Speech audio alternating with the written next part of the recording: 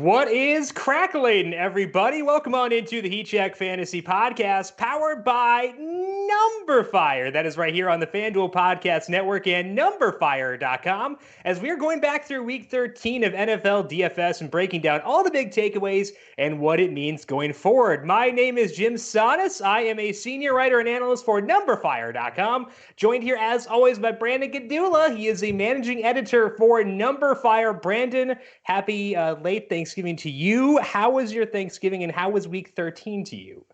Thanksgiving was Thanksgiving. It was nice, but I don't really love the holiday. Football on Thanksgiving was good and bad and weird, which I feel like it always is. I don't think it was good for you from a DFS perspective, at least. It was? It looked like it was. I don't know. I never talked to you about it. I was like, wait, what am I missing? Yeah, but I mean, we were on that Cowboys game, but all the games scored like the same number of points, more or less. The Saints game was fun at the end, but it was terrible the whole time before that. So I mean, it was weird. It was good, but it was weird. Our Jaden Graham versus Jason Witten bet actually ended up being pretty good. I think we're 2 for 2 on bets this year. Witten did win, so kudos to you. It was kind of like the nightmare scenario for me, where it was Cole Beasley, Jason Witten, and Taysom Hill all scoring touchdowns and having big days, because my level of desire to use them on a full slate is negative. Like I never want to touch those guys, but like on a short slate, you're kind of forced into it. And I still didn't have enough. It was still a fine slate, but like if I had used those dudes more than I did, I know they were objectively good plays. I just didn't want to use them. It would have been a better day. But I think that was interesting. It was fun. Sunday, not as fun, largely because of Christian McCaffrey. I have basically, since Bill Callahan took over, I have made it a creed to never touch anything tied to a Washington game. I broke that creed this week by using McCaffrey. Did not go so hot. So I think that was definitely the one downside. Jared Goff made up for it. Carson Wentz did really well. Miles Sanders was awesome. So it wasn't bad, but like having as much McCaffrey as I did really, really sunk a lot of ships there.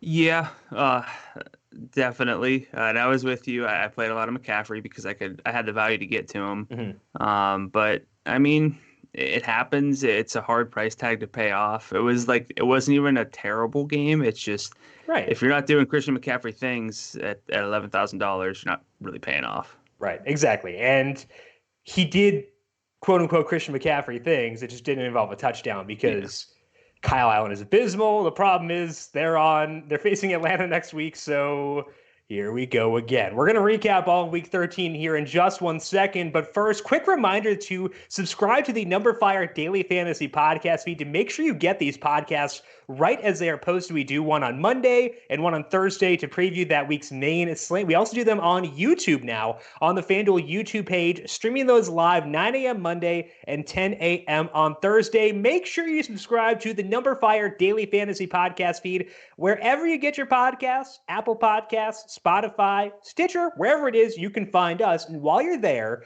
please leave a rating and review as well. Let's dive in now to Week 13, starting off with that first game on Thursday, Chicago at Detroit. David Blau starting for the Lions. Brandon, didn't look bad, but the Bears got the win. So what do you see here? Yeah, I think the reason I was so confused when you said that I did well on Thanksgiving was I wasn't heavy on this game, and it started off hot. And so I kind of didn't track things as much because I was just tilting at the 21 first quarter points. Yeah, it was bad. It was bad. I didn't have much Kenny Galladay, and Kenny Galladay had a long touchdown right away. And then Marvin Jones scored like right after that. And I was sweet. On a short slate, you feel like helpless. So I think that's probably just clouding my judgment or my memory of Thanksgiving. But it slowed down after that, 44 total points, 24-20 win for the Bears. Mitch Trubisky threw for a season-high 338 yards, 3 touchdowns on 38 attempts. Also ran 4 times after a season-high the week prior. He concentrated the targets in a game without Taylor Gabriel. Anthony Miller had 13. Allen Robinson had 12.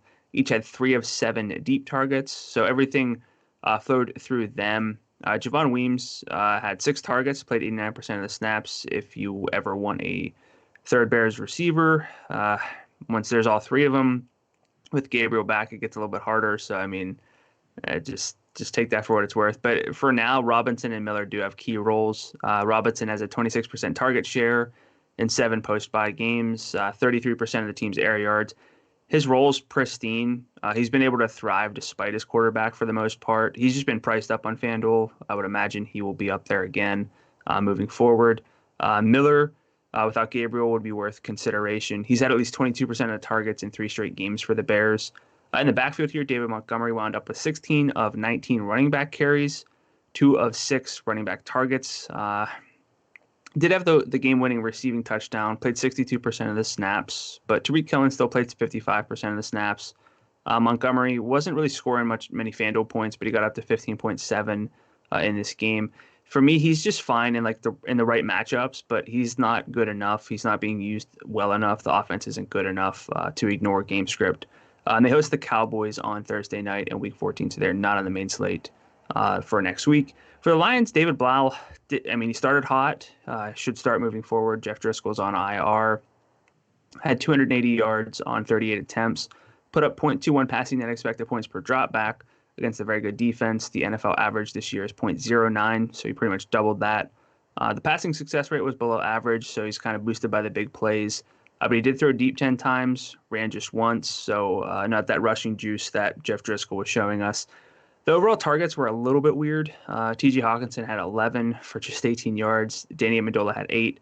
Marvin Jones had 6, and Kenny Golladay had 5. Ty Johnson, J.D. McKissick each had 3. It was only Golladay to get over 40 yards, but he had a $158 and a touchdown. The deep targets here, 5 for Golladay, so that means all of his targets were downfield. 2 for Hawkinson and Jones, 1 for Amendola. So, I don't think this offense is dead with David Blau under center. It's not going to be great. We could possibly see some things be spread out a little bit more than what we saw with Jeff Driscoll. And then in the backfield, Bo Scarborough, he gets a lot of carries, no receiving game work, 47%. He'll play half the snaps, get about 15 to 20 carries, and that's what you're going to get.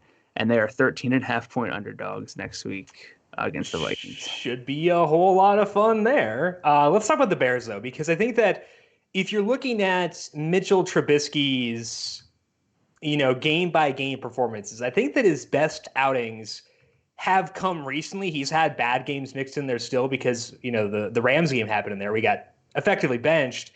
But his better games have seemed to come recently. Does that make you more willing to trust guys like Miller and Robinson, seeing that Trubisky is maybe rounding out after kind of bottoming out earlier in the year? Yeah, he was hurt, but seeing him run a little bit more, that helps. He's never going to be someone that I go fully at. This team's never going to be a team that I just go super hard at, and it's going to depend a lot on the pricing for Allen Robinson, who I have the most interest in. If Taylor Gabriel's back, I think Anthony Miller gets bumped down too. So what about you? I think that with Miller performing the way that he did on Thanksgiving, I would not be shocked if he were to pass Gabriel in the depth chart. But he dealt with injuries earlier in the year. But the problem is that even though Miller has had decent days in the past this year, they've still gone back to Gabriel when Gabriel has been healthy. So I think that I agree with you where we should be wary at first, but I would not be shocked if that role were to expand once Gabriel gets back relative to where it was before. So I agree with you. In general, we should be cautious of him when Gabriel is back, but I would not be shocked if he does wind up kind of taking over that number 2 role in the offense. In the Week 13 Number Fire FanDuel free play, L.I. Dueler, I don't know, whatever, took home the top prize, winning Number Fire Premium and some cash. They had an Eagles-Dolphins game stack with Carson Wentz, Miles Sanders, and Alshon Jeffrey, running back with Devontae Parker. Robert Woods' big day also helped push them over the top. And if you'd like your shot at Number Fire Premium and some cash in Week 14, make sure you check out Thursday's preview podcast and listen for the URL. Congratulations to L.I. Dueler. Let's move now to the afternoon game, Buffalo at Dallas. And the Cowboys did lose this game. We did see a bit of a resurgence for Ezekiel Elliott's involvement in the passing game. Zeke had 10 targets, easily his most this year. His previous high was 7, so pretty major deviation there. I would assume this is likely due to the way the Bills play defense. They really don't want you to beat them deep with your wide receivers. So Dak threw deep just 5 total times. They want to keep things underneath. That's going to work more for Zeke than it does for Michael Gallup, Amari Cooper, etc. But it is a bump up for Zeke to know that a heavy target day is within his range of outcomes. So slight bump up to Zeke there. Amari Cooper banged his knee again, but he returned to the game pretty quickly, and the tests on it came back clean. He's still 11 targets in the game despite dealing with Tre'Davious White. Once he's back at home in non-terrible matchups, I would go pretty hard at Cooper. They're on the road against Chicago next week, and the Cowboys have pretty drastic home road splits, and Chicago's tough, but when they're in better spots, we'll be in on them. Michael Gallup and Randall Cobb didn't get much here, and I will downgrade them a tiny bit with Zeke maybe getting back involved in the passing game because there are only so many targets to go around, but it's a very slight downgrade, and they're still high-quality options to me. Devin Singletary finally had another big game here, in part thanks to a gadget reception from John Brown. All those lineups with John Brown and Devin Singletary did it for the stack. Double dipping, let's go. Singletary, 14 carries and 4 targets. In the 5 games since his role change, he's averaging 15.6 carries and 3.4 targets per game. That's 22.4 adjusted opportunities. It's okay. It works if he stays cheap enough. But the profile is still kind of lacking there with Allen and Gore getting some goal line work. So it's good, but, it's not surefire by any means. John Brown is held to 4 targets for the second straight game. But even with that, he has 29% of the team's targets since Singletary's role change. Cole Beasley's at 20%. I still have no real desire to use Beasley on full slates, and I dig Brown still. So no real changes from me, and I'll be back for Brown for sure. Dawson Knox played 78% of the snaps again and had 4 targets. I would say if the Bills are in a spot where you want to go at the passing game, Knox is in play as long as he remains cheap. The problem is next week they get Baltimore. It is in Buffalo, which helps, but they haven't had a lot of tough matchups this year. That'll be a tough matchup. So really difficult spot to go at the Bills, but a good showing for them here on the road in Dallas. Brandon, I want to talk to you about Zeke. I think that the way I'm viewing it again is a slight bump up for the possibility for targets, but I'm skeptical that they come consistently. What about you based on what you saw from Zeke in this game, and how does it affect Randall Cobb and Michael Gallup? Yeah, I mean, especially for Gallop, I haven't played that much Cobb. His prices started to creep up. His roles creeped up, but for Gallop specifically, I mean, we love Gallop as a player. We love the work that he gets, but if he's going to be taking a tertiary role behind Zeke, or even getting his workload getting eaten into, it's going to be problematic. This team can spread the ball out. That's 3 receivers, a running back. Jason Witten still gets some volume. I know you don't like him, but I mean, once you get into like 5 players who can get some volume, I start to get pretty nervous for DFS. Yeah, and I think that's justified. And it's okay if it's a hyper-efficient offense. And the Cowboys have been that at times this year. But the consistency hasn't been there. The touchdowns haven't always been there. Like, their yards per play numbers on Thursday were awesome. Like, they were an efficient offense in that sense. But it didn't translate into points. So I think I'd agree that there are some slight concerns there. And less clean of a breakdown than it was for them before. Let's finish up here with the night game on Thursday, New Orleans at Atlanta. And we've talked, if you listen to a broadcast in an NFL game that's close, they talk about how you can never recover an onside kick. And then Atlanta recovered like 15 of them in a row. So it led to a pretty fun game at the end, kind of like you said. But what did you see overall in this game besides that?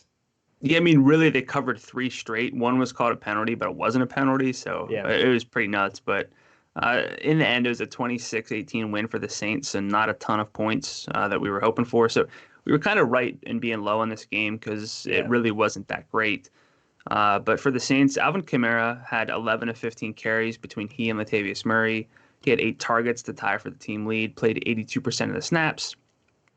His second highest rate of the season, his highest since week 3. So, he separated himself from Latavius Murray. There were talks that they would kind of split work, but never fully came to fruition. Kamara's overall volume, I think, is still a mite concerning.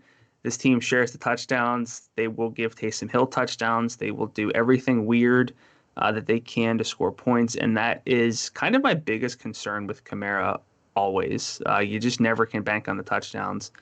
Michael Thomas was held to 48 yards on 8 targets. There's nothing to worry about for me. Drew Brees threw deep only 3 times. I'm not treating Michael Thomas any differently after this week. Jared Cook has life, which is nice because we can get another tight end in the mix. He had 6 targets and 85 yards. So he has 74 or more yards in 3 of his past 4 games, all 3 of them while actually playing the majority of snaps. He scored in 4 of his past 6. So I think the arrow is up on Jared Cook pretty easily. Thomas, to me, is the best receiver in fantasy. Cook is getting elevated. Kamara is great, but he has concerns. And really, that's kind of what this Saints offense is to me. It's kind of a simple offense because I'm not taking stabs at all the other pieces here. They host the 49ers next week. My first thought is that I'll be light on the Saints in that game. So maybe you can talk me into more Saints. But just with the way that they share the touchdowns and touches, I get a little bit nervous outside of Thomas right now. For the Falcons, there was no Julio Jones in this game, so that's going to make the market shares pretty useless in terms of predictiveness unless Jones continues to miss. But we did get to see 10 targets for Calvin Ridley, 9 for Russell Gage, and undrafted rookie Christian Blake. Then it was Devonta Freeman with 5 targets in his return. But even without Jones, Gage played just 68% of the snaps. It was Blake who got the snap bump at 89%. Ridley was at 94%. So if Jones misses, Ridley would deserve pretty elite treatment, I think, due to his usage.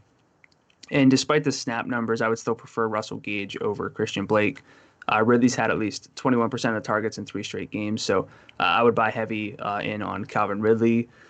Devonta Freeman returned, as I mentioned before, 17 carries and 5 targets, played 2/3 of the snaps, which was basically what he was doing when healthy early on in the season, about 2/3 of the snaps and, 15 to 20 touches or opportunities, just not a whole lot of fantasy production back then.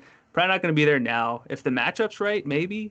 The matchup could be okay week 14 because the Panthers not exactly great against the rush. So I'll be a little bit tempted about Devonta Freeman in week 14. Yeah, I think that's justified. My concern would be if they don't have Julio. I don't know if the offense moved the ball. Kind of what we saw, I guess, for most of that game on Thursday night. But, we can talk about that for sure because I'd bet that Julio's able to go. Sounds like he was pretty close. So that one's probably not a major concern. I want to talk to you about the Saints offense, though, because I think that my concern is less so about the way they spread out the touchdowns, and it's more so about the fact that the offense just kind of been okay, and they won't have Terron Armstead, their left tackle, and they're facing San Francisco. Have you seen enough from them in recent weeks where you feel good about them regardless of matchups, specifically talking about that 49ers game next week? No, I mean, like we talked on, I guess, Tuesday about this Thanksgiving slate, and we were kind of low on this game, even though they were playing Atlanta, which we know had two weeks where they looked like the 49ers defense, but turned out not to be that. And yeah, I mean, it's just the offense hasn't been so good that you feel like you had to load up on the Saints against the Falcons. So I'm definitely not going to feel that way on a fuller slate with the Saints against the 49ers. What about you? Yeah, I think that with Drew Brees not really throwing deep that much, his ADOT entering that game was 6.8 yards since their bye, according to fantasyadhd.com. He threw deep 3 times in that game. That limits his upside, but it also limits the upside of the offense because if you don't move the ball in chunks, it's hard to, blow up. So I would say that Kamara and Thomas are still options, but I think that Brees being as conservative as he has been and not having Armstead kind of kills everyone except for Jared Cook outside of those guys. And it does lower me on Kamara and Thomas too, I would say. Yeah, and just, I mean, I don't like to be dismissive of entire offenses, but it's a 13-game main slate, if I'm counting correctly. That's 26 teams. The Saints are going to be one of the better offenses overall, but when you contextualize that for the matchup and kind of how they've actually been, you don't have to play the Saints on the main slate. I think I'll want to because I think that, again, Kamara's usage is still really good, but it's a concern. Yeah, you wouldn't be interested if you were playing like 1 to 3 lineups in like a bunch of cash games and double ups, though, right? Or are you still in on No, Kamara? I think the Kamara's usage is good enough to consider at least consider him there. All right, name that price. Kamara at so home against the 49ers. Assuming Terran Armstead is out again, I would put his salary around. I think I'd keep it around $8,300. I think that's appropriate. That's where he's been the past couple weeks. I think that's fair. What about you? I would be lower. I was going to say like 75. Okay. And he's actually 76. So. Wow.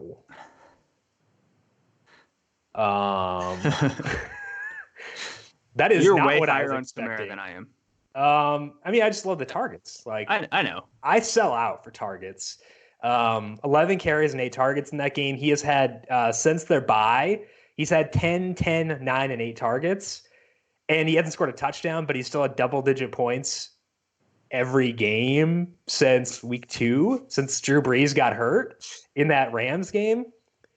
Touchdown regression will come. I know that, again, they do spread it out, so that's a fair concern. We can't allot him all of the touchdowns, obviously. But we can allot him more than 0. So I think that Kamara's going to be worth that number, and that number is low enough to get me very, very interested.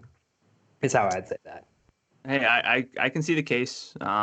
Maybe I'll get there. I don't know the full slate yet, but that's a nice price. All right, let's move on here to Cleveland at Pittsburgh in the Sunday games. Devlin Hodges, winner, played pretty well in this start, his second start. They won both. He finished with 0.27 passing net expected points per dropback. He also had a 12.8 yard average depth of target, which is way higher than he was this year heading into this. He was at 4.8 yards, so major deviation there for Hodges. I'm not going to buy into the Steelers because of this, but I do think that Hodges' day shows how much we should downgrade the Browns with Myles Garrett and Morgan Burnett being out. I think that if Devlin Hodges can do well against them, that says a lot for their opponents and could be pertinent for the Bengals next week. James Washington has been Hodges' favorite target since he took over at halftime last week. They're duck hunting buddies, apparently, so probably legit. In the game and a half since Hodges took over, Washington has 8 of 32 targets. Deontay Johnson is second with 7, but he has turned that into 28 total yards. Washington is an option. The problem is that he's not a value, and he's still tied to a potentially not great quarterback. I'm going to ask you about James Washington in just 1 second here because they're facing Arizona next week. So Washington, very relevant. I would rank Washington highest, but it's hard to get really jazzed here. And then Vance McDonald will be second because he does fill tight end. James Conner was able to practice a bit this week, so he should be back in week 14. But if he's not, I'd probably rank Benny Snell highest. He had 16 carries and 1 target. Jalen Samuels had 7 carries and 2 targets, though Samuels did lead the team in snap rate. I would not feel great about Snell because he's not going to get the targets, but he'd be higher on my list than Samuels, especially with Marquise Pouncey coming back from suspension, which should help their running game a lot. Baker Mayfield got an X-ray on his thumb after banging it against Bud Dupree's helmet, but he missed only a couple plays. Sounds like he should be fine. He had a wrap on his thumb in the second half and a glove, and he did struggle, but he still looked fine. He had a lot of zip on his passes. It was a road matchup against a divisional team for the second time in 2 weeks, and they're a good defense. I would say status quo for Baker Mayfield as long as that thumb is okay. This is our first time seeing Kareem Hunt and Nick Chubb in a more negative script, and it did lead to a good amount of Kareem Hunt. Chubb still led with 16 carries, and he did add 2 targets, but Hunt had 7 carries and 5 targets, and he actually played 65% of the snaps compared to 59% for Chubb. So I think that Chubb's role is pretty static, where he's going to, have, his 2 or 3 or so targets and have 16 to 22 carries. But Hunt may get a usage bump when they're trailing because of his pass catching ability. So I'm still not super into Hunt, but it is good to have that knowledge going forward that he'll get a bump up when they're trailing. Jarvis Landry once again outperformed Odell Beckham. It may be time to shift the way we're viewing those guys, ? In 4 games since Kareem Hunt's debut, Landry has 31% of the targets, and Beckham is at 27%. Landry also does lead in deep targets. He's at 43%, with Beckham at 37%. So strictly from a usage perspective, Landry has been better, and his production has been good too. I think that both are very much in play next week against the Bengals, but it might be good to view Landry as being a hair higher on our list.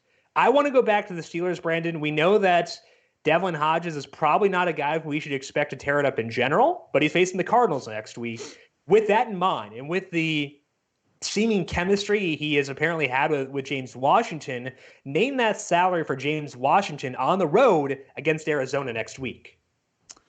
So I did already see it accidentally as I was pulling up his game log, but I'll say it's higher than I thought. Okay. He was also higher than I thought he'd be this week, so that's not a surprise. Yeah, I was thinking like 63 just because of the offense. But, I mean, it's a 1.5 point spread in that game. There won't be weather concerns because it's in Arizona. Mm-hmm. That is very nice. He's had at least 69 yards in 4 or 5 games, at least 49 in all 5. He's scored in 3 of his past 4. So I was thinking like $6,300. I was thinking around there too. He was 61 or 62 this week.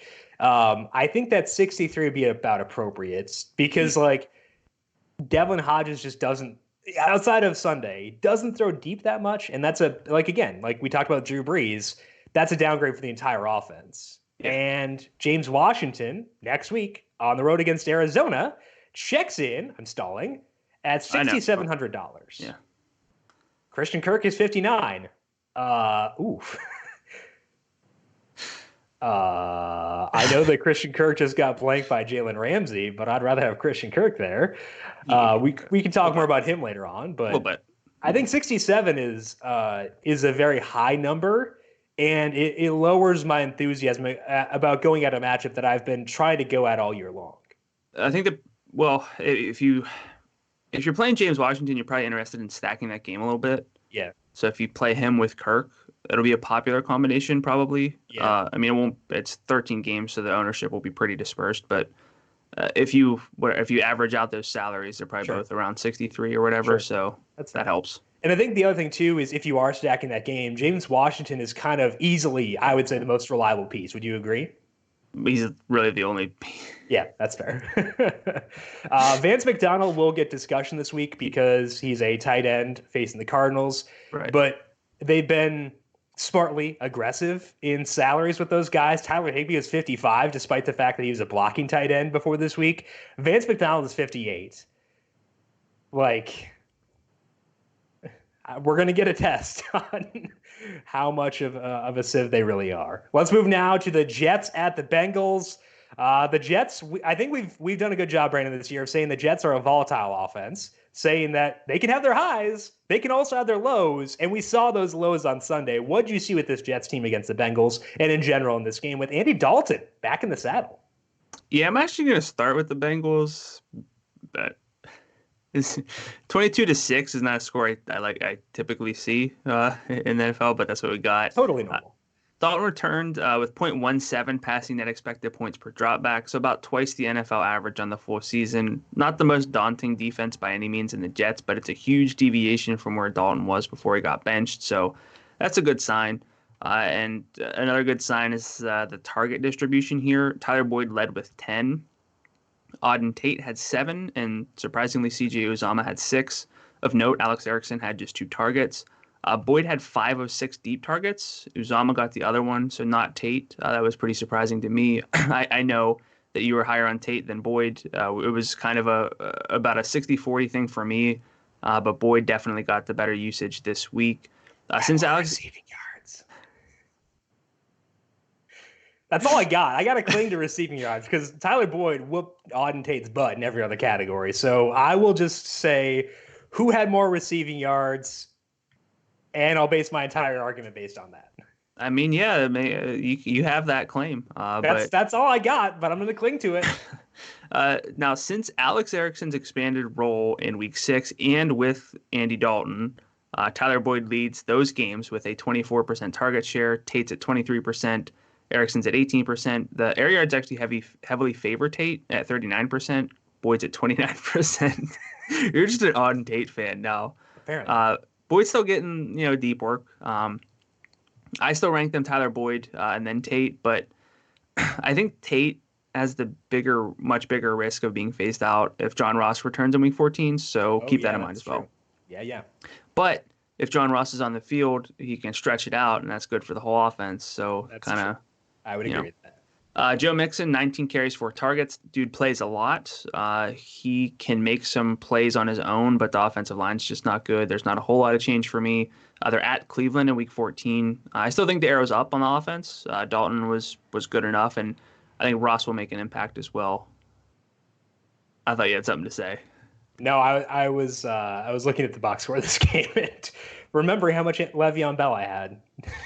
Yeah. I was laughing at myself, not you, so you're good. Yeah, okay. My note is actually that I'm sick of Le'Veon Bell. Oh, okay, cool. All right. Even better. I mean, it's not all his fault. He had 32 rushing yards this week on 10 carries, 35 yards on 5 targets. So he's had at least 68 yards in 5 straight games, 2 touchdowns in there, but the ceiling's just low. The yardage upside's been low. The scoring potential is just low. The offense it's not good enough. And yeah. He finally had like a long run on Sunday, and he got called back for holding. Yeah. I mean, he's just a frustrating case. The line has not given him any space to breathe. So it's problematic. We'll probably talk about him a lot this week.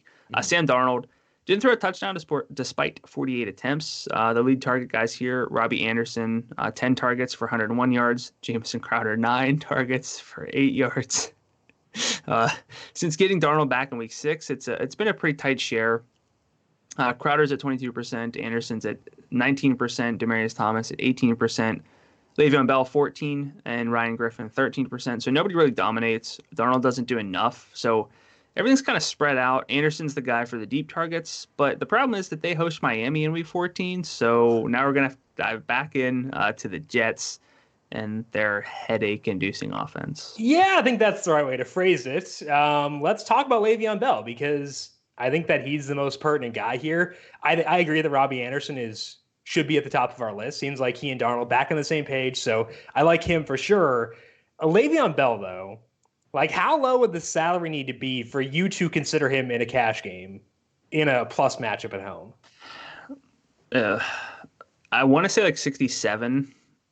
Just because the yardage, like, it's so enticing, but like the yardage is just, the floor's so low. Yeah. What about you? 7,000. I would play him at 7,000. I just know it, but I'm trying not to. I think that your discussion around the yardage is the correct discussion to have, because his longest run this year is 25 yards, and it's hard to have a Josh Jacobs type day or a Derrick Henry type day if you're not busting off long runs. And Le'Veon's not doing that. And like with this line, we shouldn't, and he's never been like a huge play guy. He's always been this consistent dude. He gets work in the passing game. He's $7,300 at home against the Dolphins next week.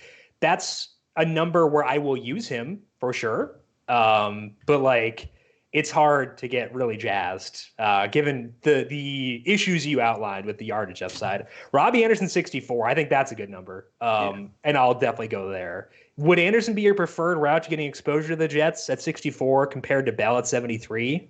Probably, because it's a really full slate, so there are probably running back some good spots for good prices. And mid-range wide receivers with upside are always fun. Anderson is that. So I think that I'd agree.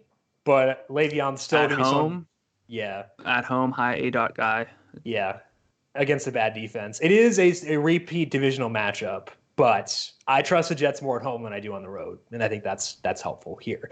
Today is your final day to get your first month of Number Fire Premium for just $5. Today is Monday. Whether you're betting on the NFL, setting your DFS lineups, or are just getting ready for the fantasy playoffs, Premium covers all the bases. Normally as much as $49.99, try Premium today for just $5 when you sign up with the promo code TOUCHDOWN. That is promo code TOUCHDOWN. Visit numberfire.com/premium for more details. Promo code applies only for first-time users through the end of Cyber Monday. So if you listen to this Tuesday, sorry, we'll talk to you more about other stuff later in the week. Try to get in the free play to get your Number Fire Premium, but if you want it now, on Cyber Monday, numberfire.com/premium with the promo code TOUCHDOWN. Let's move to the Packers at Giants. It was snowing, it was raining, it was sleeting the entire day, but Davante Adams still had a pretty big outing. He led the team with 10 total targets. 2 were deep, 5 were in the red zone. He turned that into a pair of touchdowns. And since coming back, Adams has 33% of the overall targets, and he's had a ton of high leverage work. He's been exactly what you expect Davante Adams to be. He's tied to Aaron Rodgers. So I think that overall, at wide receiver, Davante Adams is up there. He's not Michael Thomas, but he's like in that second tier right beneath Michael Thomas. I'll talk to you more about Davante Adams in just 1 second here. Aaron Jones bottled up from a yardage perspective, but his usage wasn't too bad. He finished with 11 carries and 6 targets. The 6 targets were easily his most since Adams returned. Jamal Williams, 10 carries and 4 targets, so he's still involved. Part of that was because Jones is in the injury tent, and Jones did still win the snap battle with a 58% share, but if Jones gets more targets again, it will help both his floor and his ceiling. It just remains to be seen if they will stick with this or go back to where he was before, getting 3 or so targets per game with Adams. I think that he's slightly up from where he was before the news they'd use him more, but it's still far from being a clean profile for Aaron Jones. One guy to keep an eye on here is Allen Lazard. He had 103 receiving yards, but it came on just 3 targets. He played fewer snaps than Geronimo Allison, and Marquez Valdez-Scantling still did mix in. But it's impactful that Lazard is converting on his looks. I'd probably be most inclined to go at him after Davante, but it's a major risk, and there's not really anybody here I truly want to go at. It's just more so saying if I had to go with another wide receiver, it'd be Lazard. Daniel Jones struggled again. He had 3 picks and negative 2.29 passing net expected points, but we have to keep in mind the context here. He was playing in bad weather without Golden Tate and Evan Engram. He has been awful since his first 2 games, but there have been a lot of injuries here. So in general, I am not very high on Daniel Jones, and I was not before the draft, but it would be unfair to judge him based on just raw stats for most of this year. And I think that we can upgrade him once Tate and Engram are healthy. Saquon Barkley did not score, but he did look a bit better, and he had good usage. He had 19 carries and 7 targets. The 19 carries tied his most since his ankle injury, and the 83 rushing yards were his most. He's a really talented dude, so I would say don't quit on him in the right spots, even though it has been pretty frustrating to see how things have gone for him recently. With all the injuries, the targets were pretty concentrated here. Darius Slayton had 9 targets. Caden Smith had 8, and Sterling Shepard had 7 along with Saquon. Shepard's still my favorite here. With that said, I would use Slayton if they are missing 2 of their primary guys. Whoever those 2 may be, that's when Slayton's in play. And Smith is in play as long as Engram and Rhett Ellison are both out. He actually got downfield work in this game despite running like a 6-second 40. So that's impactful. And I think that he gets a boost in my mind as long as those guys continue to miss. I want to talk to you, though, about Davante Adams, Brandon. We tend to not pay up for wide receiver all that often, but Davante Adams' profile is very alluring. They're at home against Washington next week. Name that salary for Davante Adams, given what we've seen since coming back from his injury. 86, probably. It's such a good spot. He is, you were mentioning he's not on Michael Thomas's level. He's in the tier below that. But I think for me, it goes Michael Thomas, Davante Adams, and then everybody else. I think that Tyreek Hill and DeAndre Hopkins are pushing it, but I would agree that they're probably 1-2. Tyreek Hill might be 2, actually. I don't know. It's between Adams and Hill for me. It's probably those 4 at the top pretty agree. Easily. But I have Adams number 2, and I think it's not a huge gap, but I think that he's comfortably my number 2. Yeah, I would say that for next week specifically, my only concern with Davante Adams is the pace, because Washington wants to suck the life out of everything good, and they can probably do that against the Packers' bad rush defense, and they'll keep it close for a bit, keep it slow. That's an annoyance, but despite that, I would still consider Davante Adams just because his usage is so good. Like, you don't get used to this good. He is a talented guy, tied to a good quarterback, good offensive line. Brian Bulaga did play this game, which is incredible. So I think it's really hard to poke holes in Davante Adams overall. Yeah, I mean, the Panthers still got 73 plays against Washington this week. They're. Did they, though? I'm not that concerned. Did they? Did they really? Can we confirm that? I don't know, man. I refuse to believe that game actually happened. Let's move on to Tampa Bay at Jacksonville. A lot of wind here, and I don't know if that's why Nick Foles was bad. but Nick Foles was bad. Talk me through this game here, Brandon, because it was just a weird game all around. And I think that it kind of justifies factoring in wind to your analysis. Yeah, almost every game was windy this week. It seems like this just ended up being a really strange game. Again, possibly because of the wind concerns, but I mean, both sides were just pretty rough from a predictable fantasy standpoint. Peyton Barber scored both offensive touchdowns for the Bucs, which I don't even know. I don't know. He had 17 of 24 running back carries for 44 yards. Ronald Jones had 6 carries. Barber played 41% of the snaps. Jones played 30%. So really, no matter what, this is a committee to some degree. It's a low ceiling committee.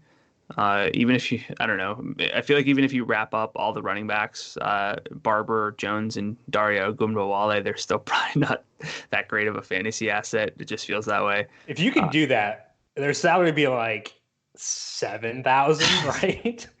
Yeah, I mean, the thing that is rough is that Jones never held on to that expanded pass game role. He had 8 pass routes this week, so he blew one block and immediately got benched, which says a lot for how sticky his role was. Right. So the backfield's out. Jameis Winston, no touchdowns or picks, which was, I mean, surprisingly no picks on 33 pass attempts. Gave Mike Evans 11 targets. Chris Godwin, O.J. Howard, and Brashad Perriman each had 6. Evans had over half of the air yards. Since a Week 7 bye, which is when Perriman sort of became involved, Evans has a 26% target share. Godwin's at 21%. Cameron Brate's a distant third at 15%. He had just one this week. He had that blow-up game when they benched O.J. Howard. So really, for me, this offense is Jameis Winston in the right spots, and then Mike Evans pretty comfortably ahead of Chris Godwin. One thing to note is that O.J. Howard played 87% of the snaps. So he's played pretty 99%, 25%, 77, and 87% of the snaps the past 4 games. 14% of the targets in the 3 games with elevated snaps in that sample, but only 11% of the air yards. He's not dead, but definitely not bankable. They host Indianapolis in Week 14. That game has a 49.5 point total, so we'll probably talk about that one a good bit for this week. For the Jaguars, Nick Foles was a train wreck. 3 turnovers, 93 yards, was benched at halftime in favor of Gardner Minshew. He wasn't particularly efficient. We know last week Doug Marrone said that they weren't considering a quarterback change. That could be different now. We don't know. Minshew's been the much better deep passer this year. He has the better overall efficiency on the full season. Neither have been particularly good, but I mean, really, regardless of the quarterback, this team flows through Leonard Fournette, who had a team-high 11 targets to go with 14 carries. So he's had double-digit targets in 2 straight weeks, at least 6 targets in 7 of his past 8 games. That is, I know Alvin Kamara is priced down, but Fournette is not Alvin Kamara, but his passing game work is very consistent. And that is enticing for me. For the receivers, Deedee Westbrook had a bit of a resurgence. 8 targets to lead everybody who wasn't Leonard Fournette. He scored. DJ Chark and Chris Conley each had 5. Conley had the better day from a receiving standpoint, but I mean, Westbrook actually got 2 of the 4 deep targets. I still rank DJ Chark number 1 for the overall volume and deep work. This is a downgrade to Chris Conley in favor of Deedee Westbrook this week, but neither of them are particularly relevant in DFS, especially on a full slate. They host the Chargers in Week 14, and we don't really know who's going to be their quarterback. Probably Nick Foles, but we don't know. Yeah, I think that the move to go to Nick Foles initially was smart because Gardner Minshew kind of leveled off, and like we saw what he was, and Foles had the higher upside between the two. But like at this point, I don't really care. Like, do what you want, do what you feel is best. It's kind of moot. But Leonard Fournette has been awesome regardless of that. And I think that from a usage perspective, he is kind of the only guy. Like even Dalvin Cook has lost carries to Alexander Madison. From a usage perspective, Leonard Fournette's the only guy who is like, he's not in Christian McCaffrey's tier, but he's like, he can see it. Like he can see Russia from his house. Like that's kind of what we're talking about Leonard Fournette. They're at home against the Chargers next week. Name that salary for Leonard Fournette in that spot. They're home underdogs. Well, the Chargers got back Derwin James and Adrian Phillips, which is why Drew Lock is the best quarterback of all time. We can talk about that later on. But for Fournette, I mean, I'd probably pay like 82. Oh, okay. So I'd pay like 86, 87-ish. I know I don't have to. I know he's not going to be that number, but like I would. That's right. Yeah, it's such a huge Okay. Ooh, he is 75. Whew. Yeah, so we're both comfortably above. We are going to have a lot of Leonard Fournette next week. I know that Derwin James and Adrian Phillips are big getbacks for the Chargers, but I don't care. Like, give me all the Leonard Fournette for that number. And I don't care who's starting quarterback. Like, Fournette could go nuts. His usage is so good. Yeah. It's awesome. It really is. And scrolling through, I scrolled through, so I saw some prices of some other backs who don't have quite the receiving game usage. And you're about to talk about one of them. Yeah. Let's talk about him. Let's move on to the Colts and the Titans, where Derrick Henry had another big, oh my gosh, I just saw his salary.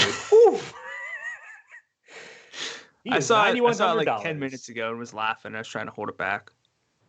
My gosh. Okay, so let's talk about Derrick Henry. He had 149 yards and a touchdown, 26 carries and 3 targets. And if you give Henry a neutral or a positive script, he can get enough carries to erase his lack of targets. You just need to figure out the odds that they get that neutral or positive script and handle him based off of those odds. That's the way I view him. Like, if you guarantee me Tennessee's going to win in their game, wherever that may be, then $9,100 is not outrageous. Like, he can pay that off. But we don't have that guarantee ever. Like, a team's blowout odds are never 100%. So I would say try to look at, win probabilities, look at distribution of potential outcomes, look at those things. And if it's a neutral or positive script, find out the odds of that and handle Derrick Henry based on that. I think that's the best way to say it. Like, he's really, really expensive, but he can still pay off that tag in the right scenarios. Henry being that effective has allowed Ryan Tannehill to basically just hang out in the backfield, take a couple sacks, get out of town. In the team's 3-game winning streak, Ryan Tannehill has 19, 18, and 22 pass attempts. Quarterbacks are more reliant on efficiency than volume, which is why that's not a major concern for Tannehill, because he's still in fine from a fantasy perspective. But wide receivers are not okay if you're throwing 20 times a game. And that's why I have a hard time ever buying the pass catchers here, unless I expect the Titans to trail. Now, with that said, facing Oakland next week, A.J. Brown's snap rate was 90%. I think that is something we can go to. But if they get a lead, they're all dust. We said to treat Jonathan Williams as you would treat Marlon Mack in this game, and that looks like it was a mistake because he did dominate touches early on, but Jordan Wilkins was more effective, and Frank Reich just gave him the ball. He outcarried Williams 11-8. Williams' snap rate finished at 22%, while Wilkins and Nyheim Hines were both at 44%. Hines added 4 carries and a short touchdown. It looks like they're good going hot hand here, which is not good for us. So hopefully Marlon Mack is back soon, because I am inclined to avoid this backfield if he is not. In the first game without Eric Ebron and T.Y. Hilton, the targets were funneled to Zach Pascal and Jack Doyle. Doyle had 11 targets. Pascal had 10. Marcus Johnson was next with 6 and did play 90% of the snaps. In the past 4 games that Hilton has missed, Pascal has 22.8% of the targets. He has at least 70 receiving yards in 4 games this year. He has topped 100 yards twice. He's a really solid option at wide receiver while Hilton is out. And we can consider him, even if Hilton does play, now that we're taking Ebron's targets out of the equation. Doyle is definitely an option too at tight end. Going forward, we can probably expect him for reasonably project for like 6 or so targets each game, even when Hilton is active, which is solid for a non-expensive tight end. So I would say that Pascal and Jack Doyle are pretty big winners from Ebron being out. I think that they are now in play even when T.Y. Hilton does come back. Brandon, I gave my thoughts on Derrick Henry. What are your thoughts on him? Disregarding the salary, what is your process for deciding whether or not to use Derrick Henry? If they're not going to get blown out, if there's a low probability that they get blown out, Derrick Henry is always someone I've considered playing. And I know I say a lot of things about Derrick Henry, but I always envision Derrick Henry as the dude breaking off like a 60-yard touchdown. I know that he had like the streak of like 8 straight touchdowns from 1 yard out, but that was kind of a joke But to me, I'm always like, I've seen Derrick Henry break long runs, so he has some upside in that regard, and they can hand him the ball 25 times and be okay with it. But $9,100 is a really steep price. They are favored on the road against the Raiders. So I'll use him. I'm not going to play him in a cash game ever, I don't think. No. Because if they do trail, he's not going to be on the field a lot. So I'm fine with him even at the price, but only for those assumption lineups where I think that the Titans play from ahead. Yeah, when you're $9,100, like when he was $8,000, we said he needed 125 yards and 2 touchdowns to pay off. When you're $9,100, it's like 150 yards and 2 touchdowns. Like that's within his range of outcomes. So I'm not saying he can't get there, but that's kind of, I would say, what you need to have in mind when deciding if you want to use him. Because like that's kind of what you need. Yeah, and not to linger, but like in years past, we've had like the Todd Gurley's. Right now we have Christian McCaffrey, to a degree Dalvin Cook, but David Johnson, Le'Veon Bell with the Steelers. Like you could pay $9,100 for a running back who would get targets, touches, no matter what happened, and that's why they had a lot of value. Now you're paying that, like those kinds of prices almost for Derrick Henry, who could be kind of useless if they trail, which is really scary. Right, and that's like Josh Jacobs is like 8,000 at times. That's kind of, it's the same archetype, except Henry's odds of blowing up are quite high. So use him at that number, but use him with caution and use him in the right scenarios, I think is the way that I would phrase that. Let's move on here to the premier game, I would say, of the slate. And that was the Eagles at the Dolphins. And we've been talking about Devontae Parker for a while and his usage. It just keeps staying really good. And we're going to play Name That Sour at Devontae Parker at the end of this. But what did you see in this game overall? Yeah, I mean, 68 total points. It wound up being a great game. He had Devontae Parker had 10 targets for the third straight game, 159 yards and 2 touchdowns. Mike Gesicki had 7 targets. Albert Wilson, Patrick Laird both had 5. Parker had 5 of 7 deep targets. In 4 games now without Preston Williams, Parker has 27% of the targets, 44% of the air yards, and 58% of the deep targets. He's a monster. That's a great workload. I know the offense isn't super bankable, but Parker pretty much is. Mike Gesicki in that split has a 17% target share, 20% of the air yards, not a whole lot of deep work, but some. Played 83% of the snaps or more in 3 straight games. So I'm pretty good with Gesicki in games where I think that the Dolphins will have to throw a lot. And then Twitter hero Patrick Laird played 66% of the snaps, had 10 carries for just 5 yards, did score 5 targets. I mean, there's some receiving work, but he's not going to find his way into my lineups anytime soon. Miami's at the Jets in Week 14. We'll probably talk about that game a good bit on Thursday. For the Eagles, it was a pretty bad loss. They're now 5-7, but Miles Sanders played 92% of the snaps, giving him at least 84% in 3 straight games without Jordan Howard. He had 17 carries and 5 targets for a really good overall workload. Led to 105 total yards and a touchdown. It's hard to hate that for where he's been priced, and he was fine for me this week, more than fine. Carson Wentz was solid against the NFL's worst pass defense, but not amazing. Doubling the NFL average in efficiency, but underperforming what the Dolphins generally allow. Wentz kind of missed some throws, but you can't hate on him too much. And I think the big storyline here is Alshon Jeffrey's return. Finally displayed some yardage upside. I've complained about that a lot. It only took 33 targets for him to get there. Yeah, 16 targets, which is 36% of the team's passes. But he got to 137 yards. He had 7 of 10 deep targets. We know Zach Ertz wasn't 100%, but he had 6 targets of his own, same as Nelson Aguilar. Dallas Goedert actually had 7 targets to rank second on the team. He had 66 yards, so Ertz didn't miss. He was still, took enough away from Goedert so that Goedert didn't fully break out. But since week 6, in games with Alshon Jeffrey healthy and with Dallas Goedert getting elevated work, the target shares are now 27% for Alshon Jeffrey, 20% for Ertz, 17% for Dallas Goedert and Nelson Aguilar. I have not been super into Alshon Jeffrey at all before, but this is very different usage, and if it sticks, I'll be very enticed by him. But they do host the Giants week 14 on Monday Night Football. Yeah, I think that if Jordan Howard keeps missing, we just keep on going to Miles Sanders. He's been awesome. I know that the production was not there, but the usage has been great, and Yeah. he's a talented dude. So keep going there, and I agree that it's a major change for Alshon Jeffrey. We'll see if it sticks when Zach Ertz is healthier, but I think that it's noteworthy for sure. Let's talk about Devontae Parker, though, because the usage has been there and the production has been there, and the production has been there even when you account for the fact that this team is bad. So it's a pretty decent matchup next week against the Jets. So name that salary for Devontae Parker, given everything working in his favor. Based on his workload, he's got to be like a $7,000 receiver. I think that's fair in the matchup. I know the offensive expectations aren't high enough to justify that, but he should probably be around 7,000. Yeah, I think that if you're going to give him 10 targets per game, it'd be very hard for him not to be worth $7,000. It's involving deep work. Ryan Fitzpatrick can convert on those deep throws. I think that's all very valuable. So I would say 7,000 is a very good number for Devontae Parker.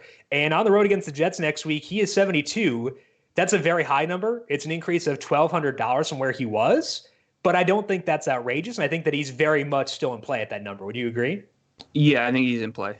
Yeah. I just think that the workload's been too good for us to ignore him. And again, it matters that he's converting on that work, and he is. That's like a Stephon Diggs salary, and Stephon Diggs can get like 2 targets. Right, exactly. And Devontae Parker's had, I think, like 10 every time since Preston Williams got hurt. So yeah, he's had 10, 10, 11, and 10 his past 4. You did that off the top of your head, which is weird. We need to. No, I just saw it like 30 seconds ago. Okay, so. Still, NFL season has warped our brains. So. Yeah. Oh, well. Let's move now to San Francisco at Baltimore. It was wet and it was rainy, and Lamar Jackson was facing a tough defense, but he still came through for fantasy. He had 101 rushing yards and a touchdown. That is 16.1 FanDuel points before you even look at his passing. And I think that this rushing, not shockingly, allows him to be more matchup independent. When his efficiency as a passer goes down, he can still come through in other ways. We should downgrade his pass catchers in those tough spots because everyone struggles more as a passer against good defenses, but Jackson himself is still absolutely on the table. Mark Ingram, same role here, 15 carries and 2 targets. I'm going to keep him the same. He is hyper touchdown dependent, and the passing game work won't be there. As long as you're okay with banking on touchdowns, you can roll him out. That's not the archetype of running back I tend to favor, though, and I would say that. Baltimore hasn't had to throw much recently, but in the 5 games since Hollywood Brown's return, Mark Andrews leads with 21% of the targets. Brown is at 18% in that time. Andrews has 38% of the deep targets, and Brown is at 25%. So if you want to go at the passing game, Andrews, I think, has a clear edge for the top spot. Then it's Brown. Both those guys have low floors because they're still pretty run heavy, and they're almost too good for their own good. Like, they're so efficient that they don't need to throw that often, which is kind of annoying for the passing game. But for me, it is Andrews followed by Marquise Brown. The 49ers rode the hot hand at running back and let Raheem Mostert go nuts on the Ravens while Tevin Coleman watched. Mostert had 19 carries and 2 targets while playing 74% of the snaps. Coleman had 5 carries and 1 target.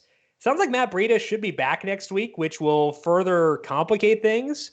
So I wouldn't get too jazzed about Mostert because things could still be volatile going forward. None of the pass catches really went off, but Emmanuel Sanders led with 6 targets. We got a 4-game sample with both George Kittle and Manny being active and healthy. In those 4 games, Kittle has 25% of the targets. Manny has 21%. Deebo Samuel's at 16%. Kittle leads with 38% of the deep targets. That's just 1.25 per game, though, because Garoppolo hasn't gone deep that much. Sanders is at 31%, which is 1 per game. I think that things are pretty set here. It's Kittle at 1, Sanders at 2, and then Deebo at 3. And I'm okay with any of those guys in the right spots, but they all have low floors, given that the offense is pretty kind of run heavy, and the defense gives them positive scripts, and Garoppolo doesn't throw deep all that often. So all have low floors, but I think it's pretty definitive. Kittle, Manny, and then Deebo Samuel. Brandon, I am very distrustful of this 49ers backfield, and it sounds like Breida could be back next week. Would you buy into Mostert's big game, or are you backing off? I'm going to back off. I mean, it sounds like I think I saw that they're kind of trying to get Breida back and healthy for that game specifically. Right, because that could determine home field. Yeah. So you can't trust any of them.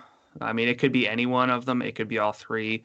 It's just the way that this backfield's worked all year. It's the way this offense has worked. They're kind of like the Ravens in that they don't care who touches the ball, who's playing well. They just want to win, and that's great for the 49ers. It is terrible for DFS.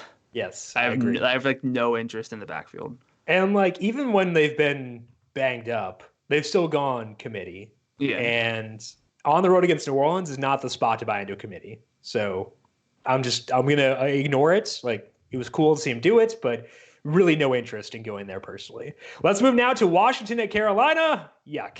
I wish we could just write off Carolina, but we so definitely can't, and it stinks. Right. What'd you see here?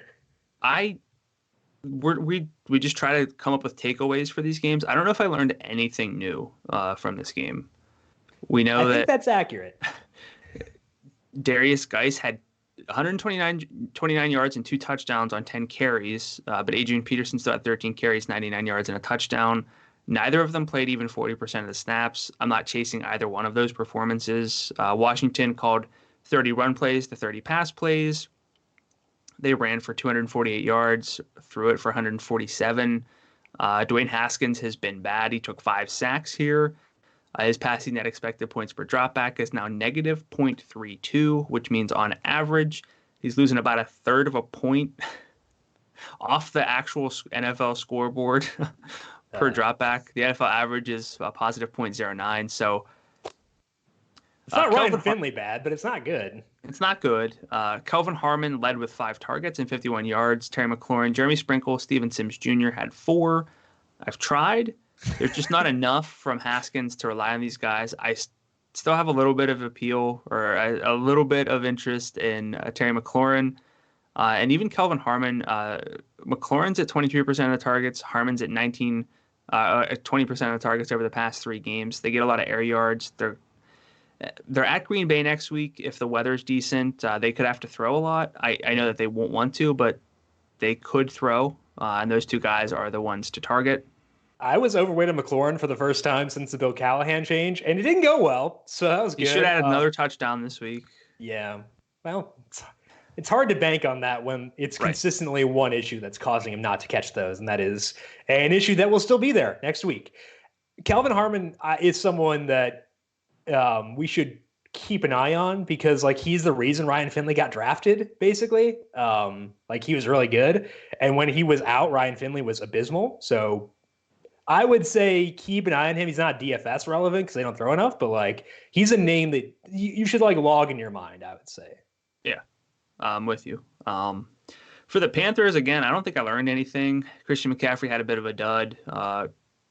It's really hard to pay off an $11,000 price tag if you don't score. It's kind of impossible, really. I'm not treating Christian McCaffrey any differently.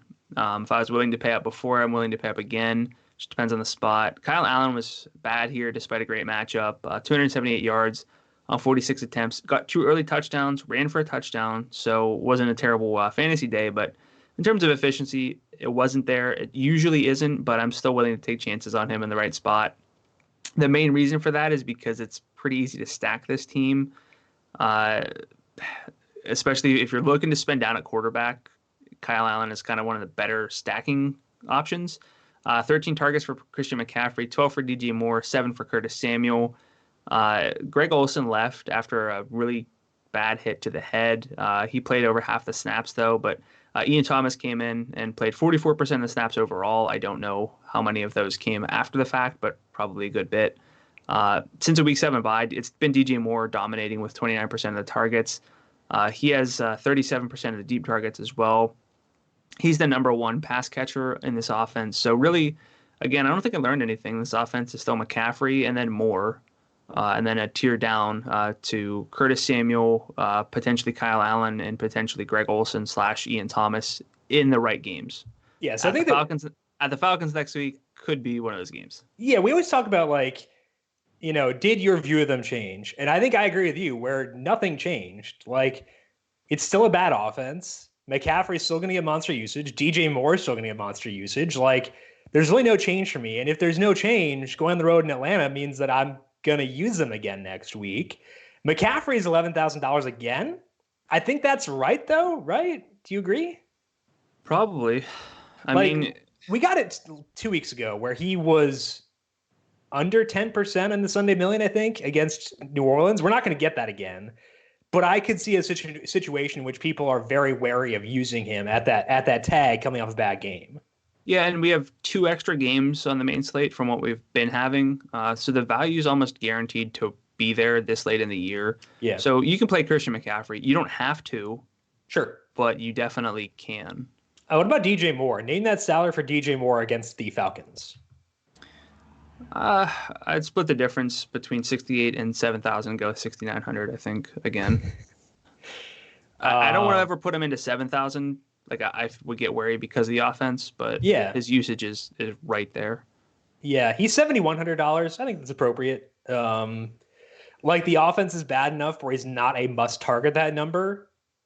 Devontae Parker or DJ Moore? I was going to ask you that exact same thing. I would say DJ Moore by a hair, but the gap between them is minimal. And as brutal as this may be, Parker is a better quarterback situation. And he has less competition for touches and touchdowns and targets. So maybe I should say Parker. Do you say Parker? Maybe. Yeah. Okay. I don't know. It's real close, but I don't think that's a bad question. And I think that both are options next week, but they're kind of in the same department for sure. Let's move now to the afternoon games. Talk about the Rams at Cardinals. The Rams finally faced a non-difficult opponent, and shocker, their offense was good. Jared Goff finished with 23.78 passing net expected points on 44 dropbacks. If you look at the full season, including the bad matchups, he is at 0.11 passing NEP per dropback, roughly league average, nothing great, nothing terrible. That will work in good matchups, and we should avoid it in tougher spots. The Rams are not a hard offense to figure out, at least for me. The script here may have been a bit too positive for Todd Gurley, but his role was solid again. He had 19 carries and 1 target. Malcolm Brown and Darrell Henderson got mop-up duty late. Gurley played 68% of the snaps despite sitting the final few series. I am still putting the arrow up on him, though I would love for there to be more targets there. In the passing game, both Tyler Higbee and Robert Woods had huge days. Woods had 19 targets. That is his 4th game with 11 or more targets, and he has 9 or more targets in 3 straight that he has played. Higbee had 8 targets in his first full game without Gerald Everett. I would back off of Higbee if Everett is able to return next week, but he's an option if Everett misses more time, though the matchup will not get any better than the one he just had. As for Woods, he now leads the team in targets in the games that he, Cooper Kupp, and Brandon Cooks have all played together for the full game. Woods has 22% of the deep targets, and Cook has 32%. We probably need to view Woods and Kupp as being on the same level, with both being above Cooks, and that's not how I viewed them before. Woods will have the higher yardage upside, while Kupp should have the higher touchdown equity. So I would say pick your poison. I am definitely going to up Robert Woods in my mind going forward. So I think that I was probably too low on him heading into this game. Kyler Murray was dealing with a hamstring injury, and he was under pressure all day. He wound up losing 18.39 passing net expected points. I think one of the bigger issues could be that this team really has just one playmaker in Christian Kirk. And if he's tied up with a guy like Jalen Ramsey, it can really hurt the entire offense. So Kirk is still the top guy here. And I'm not overly inclined to touch any of the other pass catchers. But I think the big takeaway for the Cardinals is that we should downgrade Murray if we think Kirk will face a tough matchup. Even with Chase Edmonds being back and David Johnson a week healthier, Kenyon Drake still controlled the backfield here for Arizona. He had 13 carries and 5 targets. David Johnson had 4 carries and 2 targets. Edmonds did not touch the ball. Drake played 80% of the snaps, and Johnson played 23%. Drake was not very effective, so I want to make sure I'm not assuming that this will be his role going forward, but if it were to be that role, he would definitely be on the map for DFS. I think that we should avoid Drake in cash games because they could change up this usage given that Drake was not that good. But for tournaments, I am far more willing to consider Kenyon Drake now than I was entering Sunday based on this usage. Brandon, what about you? I think that we need to be cautious of the Cardinals in case they do decide to change things up because Drake, again, was not effective. But his role was objectively very good. So where do you view Kenyon Drake at home against the Steelers for next week? It's still a tough defense. I know Arizona's at home. It should be a good game environment overall, but I'm still not going to chase Kenyon Drake. It sounds like you're higher on him than I am. So I'm actually very interested to hear what kind of salary you're thinking for Kenyon Drake. So neutral game script for a guy who will get a decent number of carries and 5 to 7 targets. I think that's a $7,000 back. And Kenyon Drake is $6,100 for next week at home against Pittsburgh. Very tough matchup. So there is a path to a bad day. And again, I don't think he's cash game viable because I could see them changing up these roles, which makes him very risky.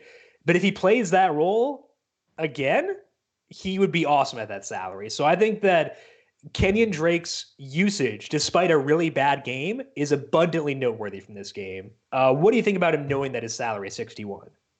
I'm higher on him. I think that's a good price, but that game's going to be tough to stack, I think. Yeah. Pittsburgh doesn't have, outside of James Washington, really, they don't have a lot of appeal. I know Vance McDonald.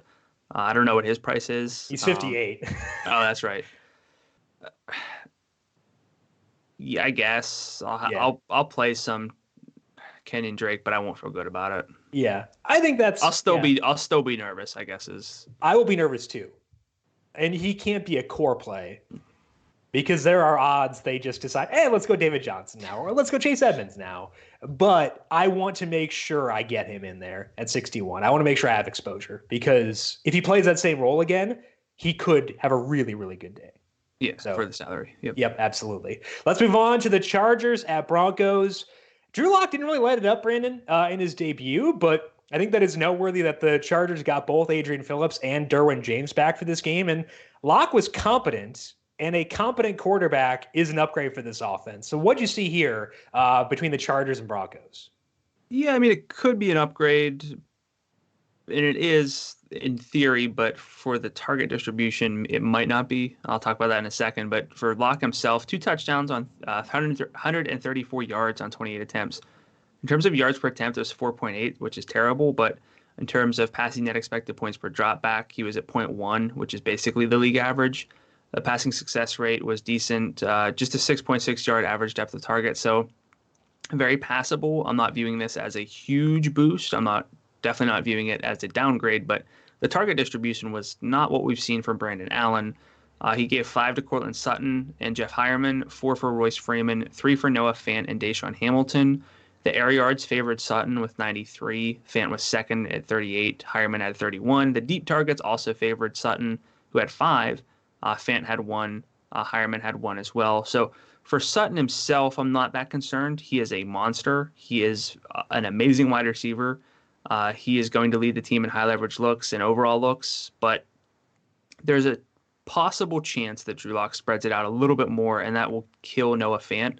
Even from just this game, I'm lower on Fant than I had been. He was up at around a 27% target share from Brandon Allen, so it would be a downgrade for Fant if Drew Lock continues to spread the ball around.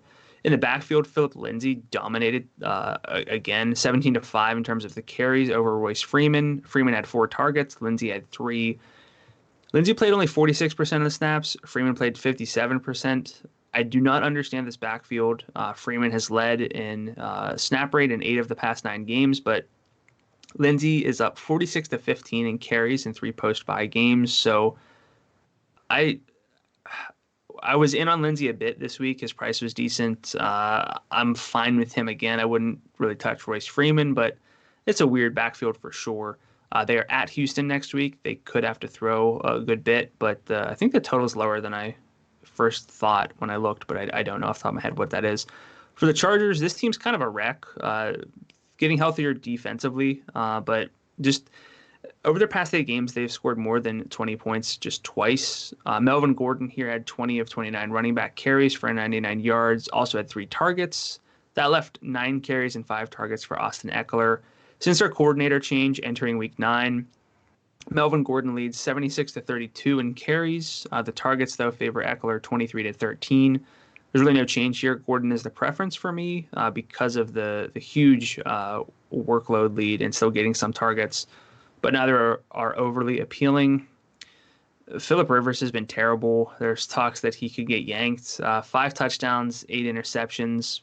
poor efficiency. He did, since the coordinator change, he did get Mike Williams 117 yards on 7 targets. Mike Williams, no touchdowns. He's going to score like 5. He's going to score like 5 in one game. Yeah. It's just inevitable. But he'll be on like 15 receiving yards because like he's had the yardage all year. Yeah. He'll have a 5 touchdown, 15-yard day. It's going to happen. Keenan Allen did score. He had 6 targets. Eckler was third on the team with 5 targets. Since the coordinator change, Keenan Allen has 25% of the targets. Hunter Henry has 22%. Eckler's at 17%. Mike Williams, 14%. I mean, I just don't like any of these guys really that much. Mike Williams gets a lot of downfield work, hasn't scored. I think that I put the pecking order still Hunter Henry number 1 because he's a tight end, then Keenan Allen, then Mike Williams. But honestly, I might put Williams above Keenan Allen. It's just not great. They're at Jacksonville next week. I don't know. The arrow's just down on this team, I think. I think the one thing, going back to Denver, to keep in mind with Courtland Sutton and Noah Fant is that they were facing a team that has personnel to shut down like top options because Casey Hayward was there. And again, Derwin James and Adrian Phillips were both activated. And those are the kind of guys who could see Noah Fant. Yep. So I think that it's noteworthy that the targets were more spread out. But I think that there is a possibility still that things could become more concentrated where they're not facing Casey Hayward, essentially. Like Sutton beat Hayward a couple times. But I think that could have also helped drag down the target number for him, if that makes sense. They're on the road against Houston next week. Name that salary for Courtland Sutton in that matchup. 68? Too low? He was 66 this week. And I had a couple shares of him. I didn't have enough. Like he was really good. I didn't have enough because I liked guys in that range more. But I think that if we give him 8 or so targets with a decent number being high leverage, like that's 68, which is what you said. And next week he checks in 73. So he's a bit overpriced. Yeah. But I don't think he's off the map there. Would you agree? Yeah, he's not on. I mean, he stacks well because it's going to be probably DeAndre Hopkins and Courtland Sutton. But yeah, Houston's favored by 10, and the total's only 41.5. So it was lower than I thought it would be, and I think that was in the back of my mind the whole time. Yeah, discussing this team. I think that makes sense. That would definitely taint things. I don't know if that's right. Drew Lock is not an under quarterback. He's going to throw a pick 6 or he's going to throw a touchdown. Like that's kind of the way he plays. Like hair on fire type thing. So I'd take the over there, but he's 68 also, I'm just saying. Let's move on to Oakland at Kansas City. Massive wins in Kansas City. So it wound up being a really weird game. Patrick Mahomes' raw stats weren't great, but he did have 0.20 passing expected points per dropback. That's mediocre for him, but it's well above league average. Just kind of Patrick Mahomes. We have higher expectations. I am excited to buy this offense when they're not in heavy wins. And that does include Mahomes. The backfield was a mess, partly because Darrell Williams hurt his hamstring and had to leave. If we look at the time of Williams' departure, he had outcarried LaShawn McCoy 6-4, and McCoy had 3 targets to Williams 2. And then Darwin Thompson came in for mop-up duty, but his first touch didn't come until they were up 31-3. So if both Damian and Darrell Williams miss next week, I would consider LaShawn McCoy because he would have a chance to be a workhorse. If Damian comes back, I would be interested in him. But if it's Darrell Williams and Shady together in the future, I'm probably just going to avoid it because they were very, very much in a committee before Williams got hurt. The volume was low, but Mahomes made clear that Tyreek Hill and Travis Kelce are the priorities in this offense. Kelce had 9 targets, Hill had 8. Nobody else had more than 3. If we look at the 2 full games with everybody healthy here, Hill has 36% of the targets and Kelce has 21%. Sammy Watkins is at 16%. Hill has 10 deep targets in those 2 games, while Watkins and Kelce have 3 apiece. Hill is an elite wide receiver option, and when the wind is in 20 miles per hour, and Kelce is one of the top tight end options, I think that I'm going to lower Watkins and view him as being just merely cheap exposure to this offense. It's hard to call him anything more than that right now, but cheap exposure to Patrick Mahomes is viable. So lowering him, but not writing him off. They get New England next week. That's going to be fun. Josh Jacobs got over 100 yards rushing, but again, showed the value of passing down work because he disappeared in the second half because they were trying to make up ground. Didn't get a single target. So despite the 100 rushing yards, Jacobs still had just 10.4 FanDuel points. That's less than LaShawn McCoy had. Like, you need to get pass catching work. He is good in a narrow set of circumstances. So they're facing Tennessee next week. That could be that because they could win that game. But Jacobs absolutely needs to score to pay off. He is what he is. In their first game without Hunter Renfrow, Darren Waller had 9 targets. That is his second highest total of the season and his highest since week 3.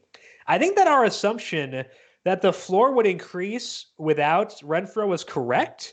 The ceiling was always there, so I like Waller. Tyrell Williams had just 4 targets. That was second on the team, but it was still meh. I think the floor for Williams will remain low while the ceiling will remain there. So if you're going at the passing attack in cash games, Waller is your only option. If you're going there in tournaments, Waller is a top option, followed by Tyrell Williams. Let's talk about this Chiefs team, Brandon. They are going on the road to face New England. New England's defense has been awesome this year for the most part, and it's in Foxborough. Name that salary for Tyreek Hill and Travis Kelce in that spot. Hill, I mean, he's had big games against the Patriots. I'm not saying that will be the case this week, upcoming, but at least 81. He's not going to be below that. I don't think I'm going to get him for below that. Travis Kelce, 78 probably. Yeah, I had 85 for Hill and 75 for Kelce. Hill is 83, Kelce 71. Like, I think that given what we've seen Deshaun Watson and Lamar Jackson do to this Patriots team, I think that we can consider the Chiefs offense pretty heavily. And I think that Hill and Kelce are really good options at their numbers. Yeah, especially Kelce at 71. Yeah. The one concern would be that the Patriots decide to just go full ground and pound like they did in the AFC Championship game last year and kind of take the life out of the game. But I don't know if they necessarily will do that or can do that. So let's move to the final game of this week and talk about those Patriots squaring off against Houston. New England did claw back late, but Houston, really good offensive performance, and the defense better than I was expecting. What did you see in this game? Yeah, pretty convincing win for the Texans. I mean, the Patriots did get it close near the end, but Deshaun Watson was just really good on 25 attempts, 234 yards, 3 touchdowns. That's good for 0.56 passing net expected points per dropback. Actually, the best per dropback performance against New England all year. Lamar Jackson was at 0.53. Nobody else was above 0. They were very, very, very good, those two guys, against New England. And that goes into what you were just saying about Mahomes. You can play well against the Patriots, who have had a fairly soft schedule overall.